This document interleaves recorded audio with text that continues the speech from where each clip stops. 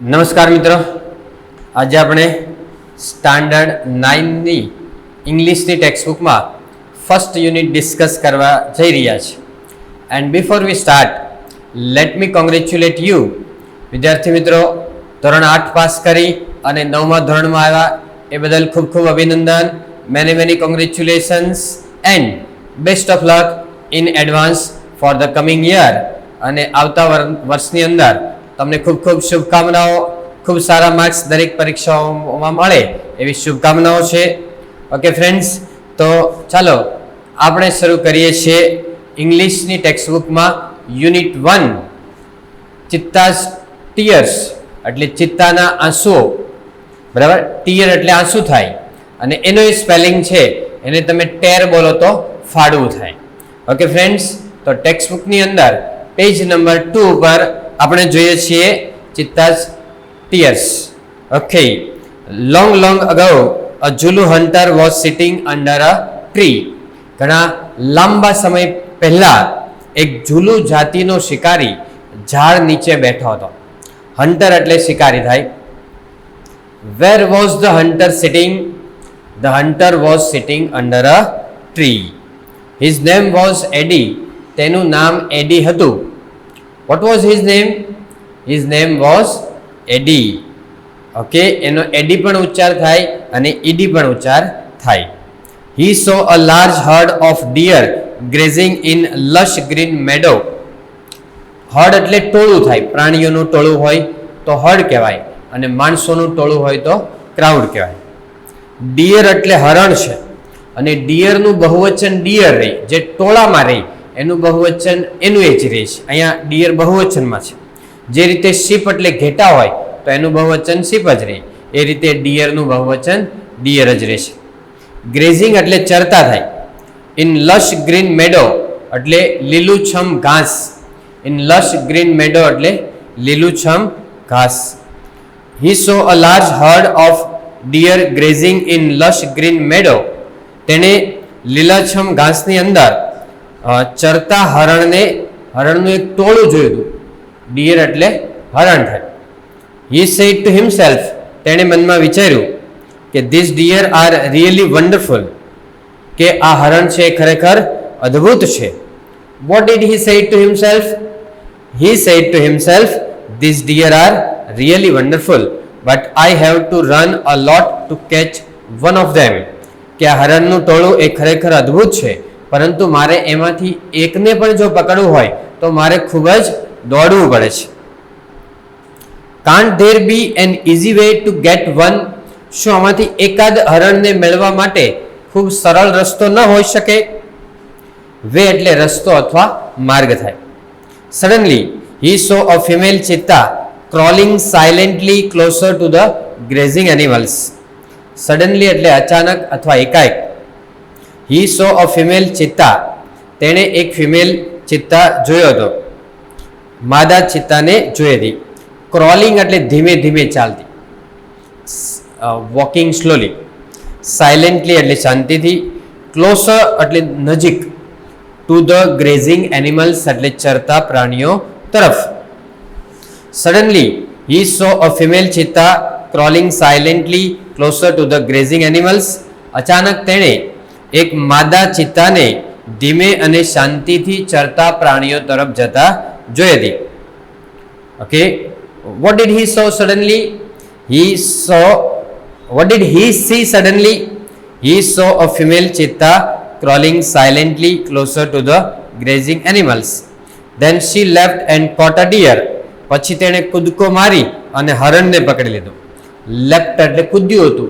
Leap એટલે કૂદવું થાય. LEAP, લીપ એટલે કૂદવું. અને LIP હોય તો લીપ એટલે હોઠ થાય. અહીંયા LEAP, લીપ એટલે કૂદવું. એનું પાસ્ટ ટેન્સ છે, ભૂતકાળ છે લેફ્ટ. અને કોટ અ ડિયર એટલે હરણને પકડી લીધું હતું. તો how did she catch a deer? તો શી ટુક અ લીપ અથવા તો she left and caught a deer. What did she catch? તો she caught a dear.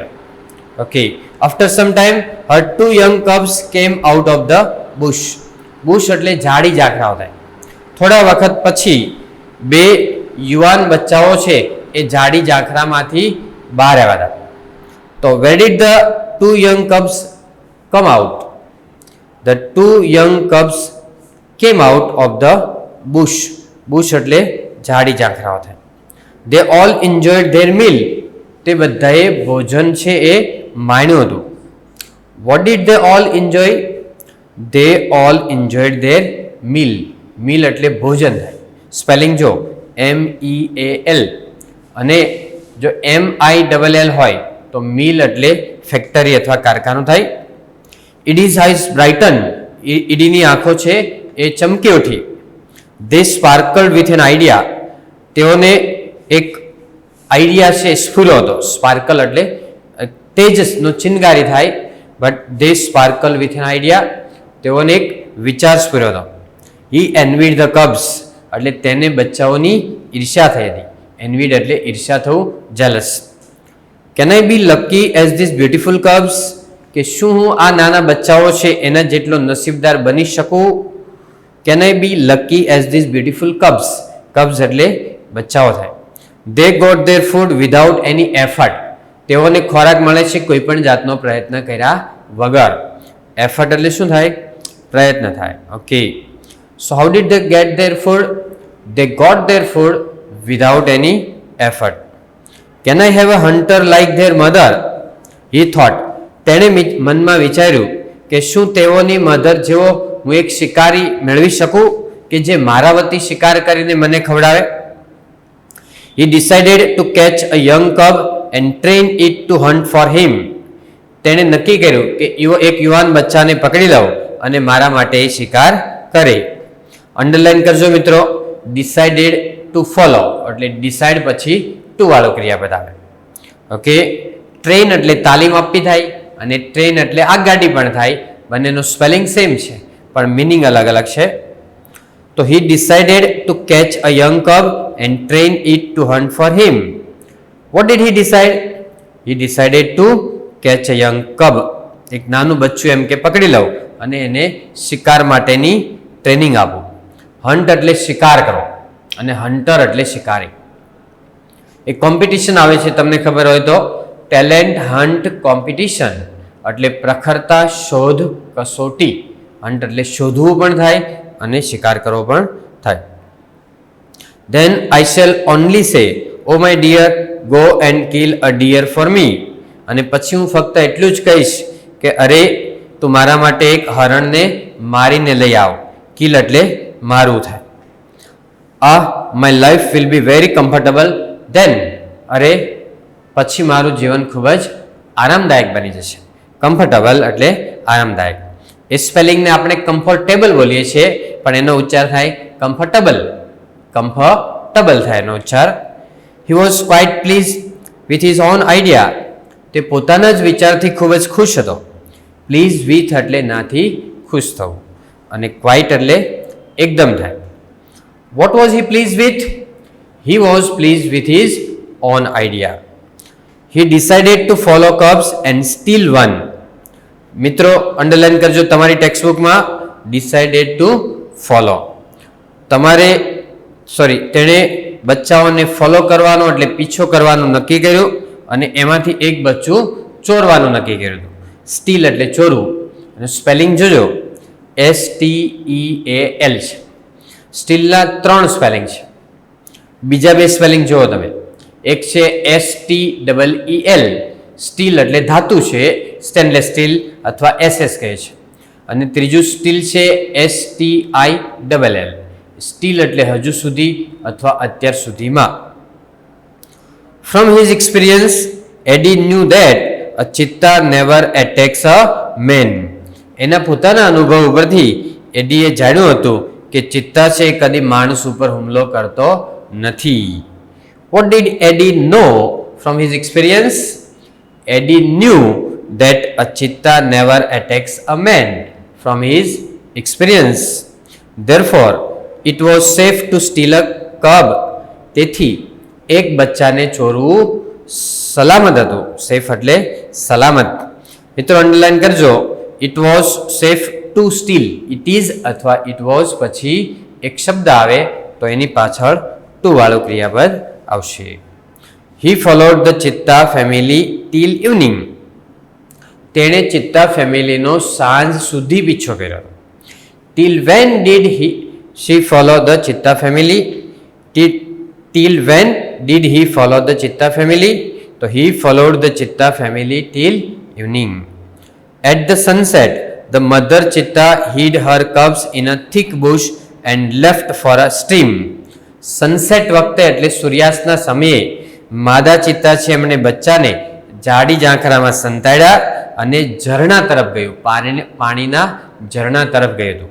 Stream એટલે ઝરણું થાય અને લેફ્ટ ફોર એટલે ત્યાં જવા માટે નીકળ્યું. લીવ એટલે આ જગ્યા છોડીને નીકળ્યું હતું. Mind well friends, left for a stream હોય તો ઝરણે જવા માટે નીકળ્યું અને ખાલી લેફ્ટ સ્ટ્રીમ હોય તો ઝરણું છોડી દીધું એવું થાય. At the sunset the mother cheetah hid her cubs in a thick bush.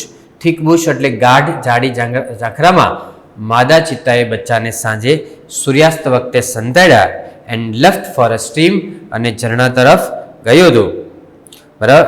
Van did the mother cheetah hide her cubs in a thick bush? તો the mother cheetah hid her cubs in a thick bush at the sunset. Okay. Quickly એટલે ઝડપથી. The hunter pick up his net and spear and ran into the bush.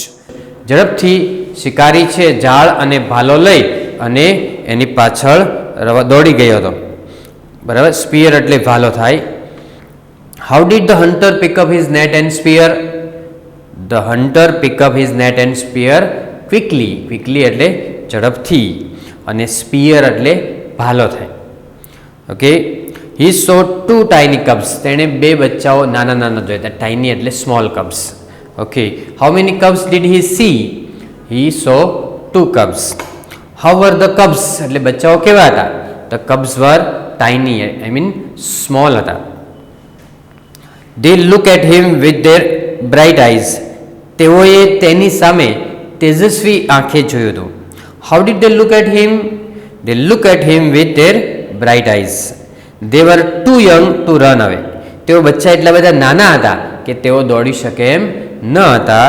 They were too young to run away એટલે they were so young that they could not run away.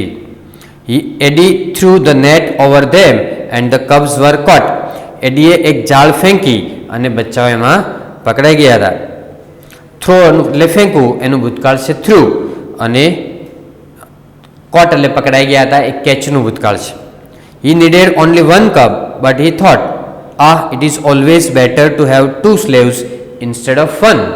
તેને એક જ બચ્ચાની જરૂર હતી, એને બદલે તેણે શું વિચાર્યું કે એક કરતા 2 ભલા. બરાબર. એટલે 2 બચ્ચાને એણે પકડી લીધા હતા. હી નીડ એટલે જરૂર હતી. He needed only 1 cub but he thought it is always better to have 2 slaves instead of 1. Slave એટલે ગુલામ થાય. He drag them with him and hid them under a big basket. તે તેની સાથે ઢસડી ગયો અને એક મોટા બાસ્કેટની અંદર નાખી દીધા હતા. ડ્રેગ એટલે ઢસડી જો. The mother cheetah return after a while. માદા ચિત્તા છે થોડી વાર પછી પાછી ફરી. When did the mother cheetah return? The mother cheetah return after a while. She did not find her cubs. તેણે બચ્ચા ક્યાંય જોવા મળ્યા નહીં હતા. She look all around. તેણે ચારે બાજુ જોયું હતું. Where did she look? She look all around. First of all she became angry and jumped widely.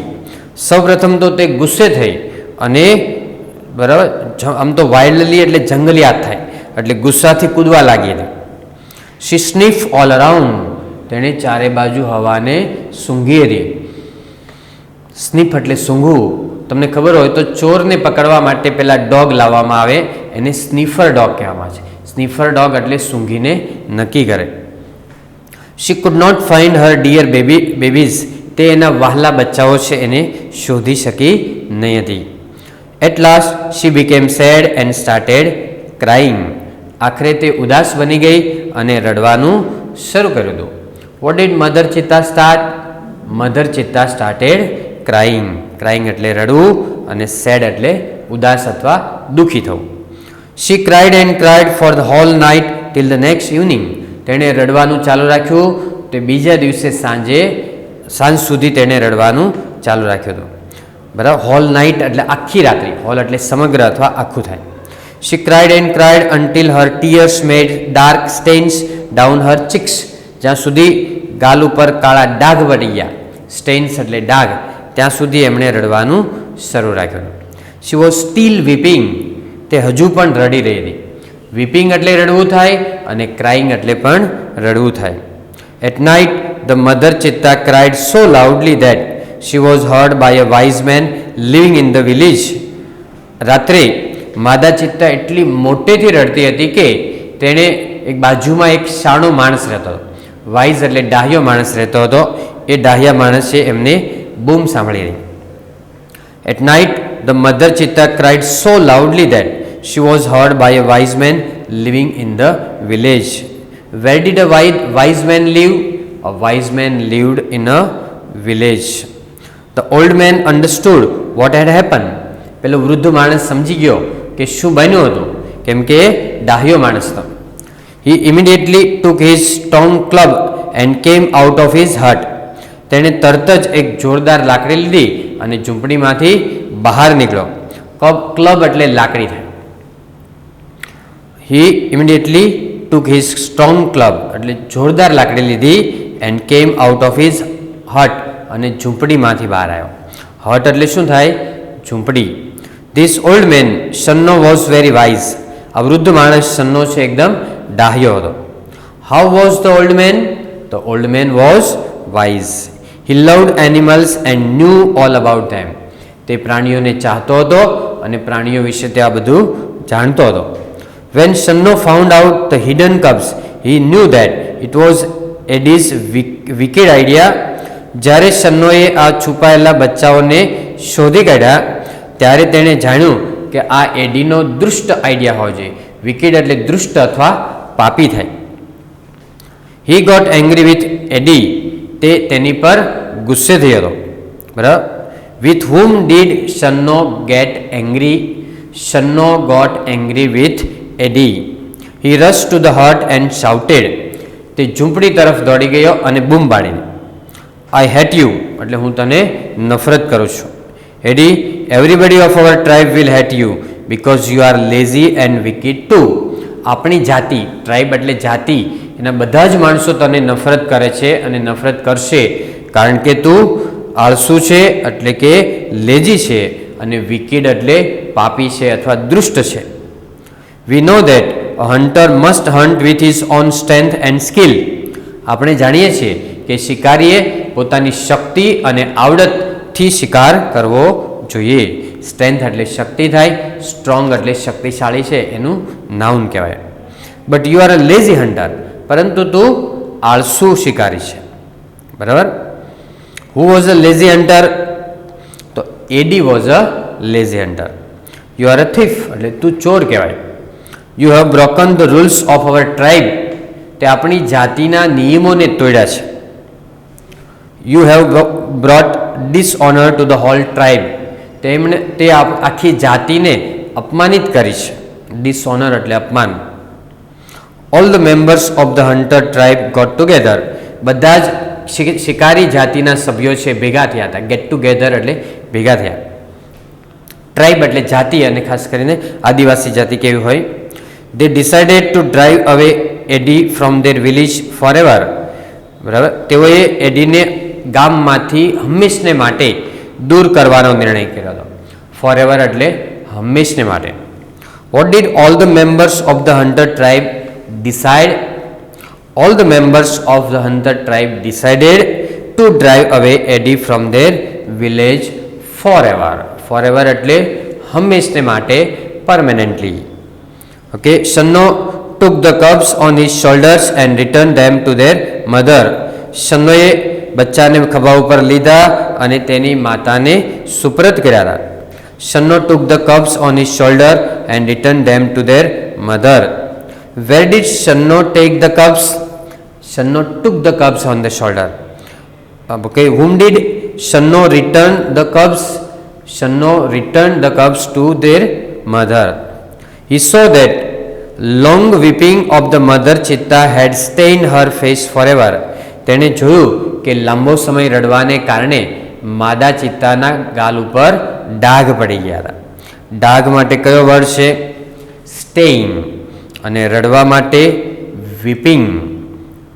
He saw that long weeping of the mother cheetah had stained her face forever. Forever એટલે હંમેશને માટે. તેણે જોયું કે હંમેશને માટે માદા ચિત્તાની ગાલ ઉપર ડાઘ પડી ગયા હતા. Okay, so what did he see that? What did he see? He saw that long weeping of the mother cheetah had stained the face forever. Okay friends, તો આ રીતે તમને ખૂબ જ પાવરફુલ વિડીયો છે ગ્રામર અને સ્પેલિંગના લગતા આ ચેનલ ઉપર તમને મળવાના છે મિત્રો. એટલે તમે વિડીયોને લાઈક કરો, શેર કરો અને ચેનલને સબસ્ક્રાઈબ કરો. અને નેક્સ્ટ વિડીયો આવે ત્યાં સુધી happy learning, happy sharing. Thank you very much.